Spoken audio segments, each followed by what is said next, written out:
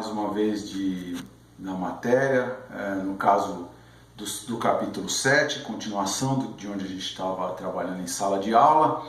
Antes eu gostaria só de dar alguns recadinhos, dar uma olhadinha no Classroom. Teve gente que não postou sua atividade lá, não sei se teve problema, na hora de baixar não gravou, mas não repostem. Se você já mandou, deu certo, deixa lá, não precisa repostar. Quem não postou nada, que o nome não aparece lá no mural, esse tem que postar porque está pendente comigo, tá certo?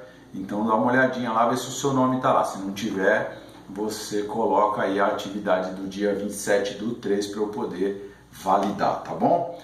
E agora vamos falar do capítulo 7. O capítulo 7, qual é o tema desse capítulo 7? É o mundo bipolar. O mundo bipolar. O que isso tem a ver com a gente? Nós estamos no contexto mundial dentro da geopolítica, né? E o que é a geopolítica? Política geográfica. O que tem a ver isso? É que tem a ver com região, com interesses, com questões comerciais, questões de localização estratégica. Localização estratégica, o que é? Por exemplo, você ter uma localização para o Brasil. Tem uma localização que permite a ele uma situação, condição climática e de solo que produz bastante produtos agrícolas de exportação. Isso é uma questão geopolítica interessante para o Brasil. Não que isso agregue muito valor, é lógico que é interessante você ter acesso à tecnologia e poder agregar mais valor aos seus produtos, mas acaba sendo uma forma do Brasil ter condições econômicas de ir utilizando essa agronegócio, buscar a tecnologia e desenvolver a sua economia, né? Bom, vamos lá. Geopolítica e ordem mundial. Você vai encontrar aqui na sua apostila esses conceitos na página 123, 124, 125. O que é o principal que é tratado nesse capítulo? Guerra Fria. Nós já falamos da Guerra Fria. Por que Guerra Fria? Porque não tem conflito armado, é uma guerra ideológica, é uma guerra política, é uma guerra de conceitos, é uma guerra de imposição de modo de vida, né?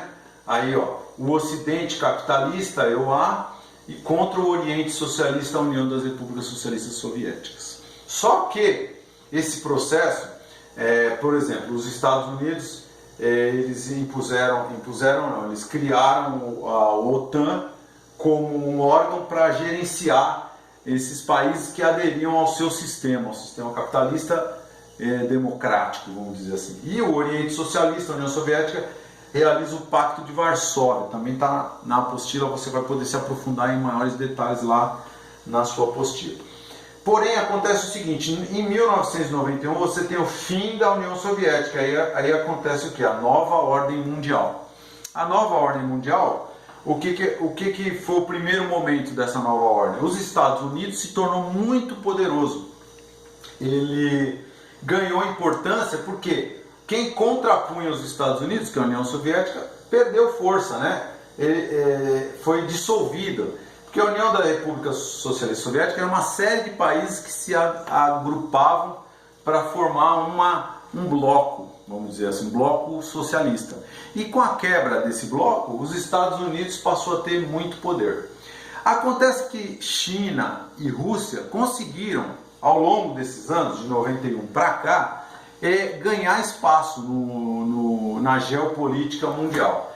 Como que a Rússia fez isso? A Rússia fez isso o quê? Através de produtos de exportação, principalmente gás e petróleo.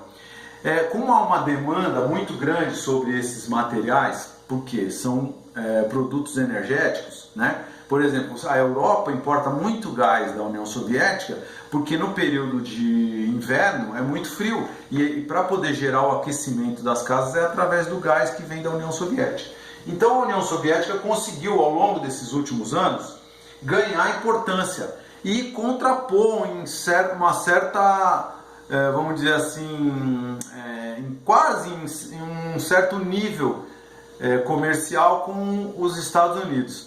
E a China, por sua vez, através da produção, né?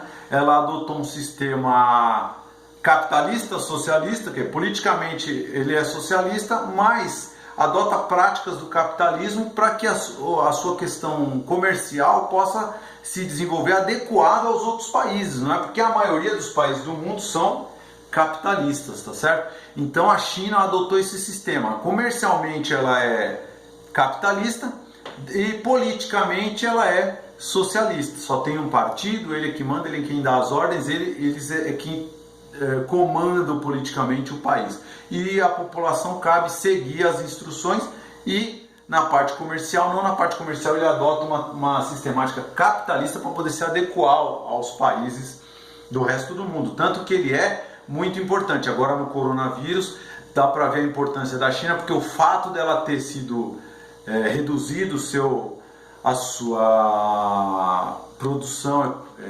industrial, reduzido o tamanho da sua economia, gerou impacto no mundo todo. Por isso daí a sua importância como país dentro da geopolítica e da ordem mundial. Ela é um país grande, ela está entre os três países mais importantes da atualidade na nova ordem mundial, que é o que nós estamos vivendo. A nova ordem mundial é a nossa situação contemporânea. Então na apostila você vai ter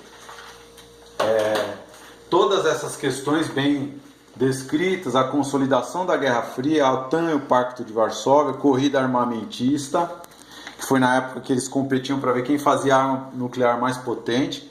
Depois você vai ter o fim da Guerra Fria, a corrida espacial também vai estar sendo indicada aqui, e a influência, como a Guerra Fria influenciou na América Latina e qual a influência da Guerra Fria na África e na Ásia. E aqui por último você vai ter um pequeno tópico falando do terceiro mundo. Você lembra que nós estávamos tratando em sala de aula sobre primeiro mundo, segundo mundo, terceiro mundo? Então o primeiro mundo social capitalista, o segundo mundo é o socialismo e o terceiro mundo os países capitalistas subdesenvolvidos. Então o capitalismo desenvolvido, primeiro mundo; socialismo, segundo mundo; capitalismo subdesenvolvido, terceiro mundo. Norte e sul, norte rico, sul pobre, né? Países centrais, ricos; periféricos, pobres; periféricos e semiperiféricos; BRICS, semiperiféricos, porque eles estão mais próximos dos países centrais, e os demais periféricos, aqueles que são muito pobres, não têm condições de desenvolver uma indústria, um comércio, tá certo?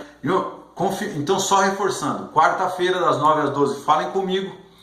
E o resto dos dias, qualquer dúvida, manda a sua dúvida, eu vou tentar resolver. A gente só para de falar quando a sua dúvida for resolvida, tá bom? Um abraço e até mais.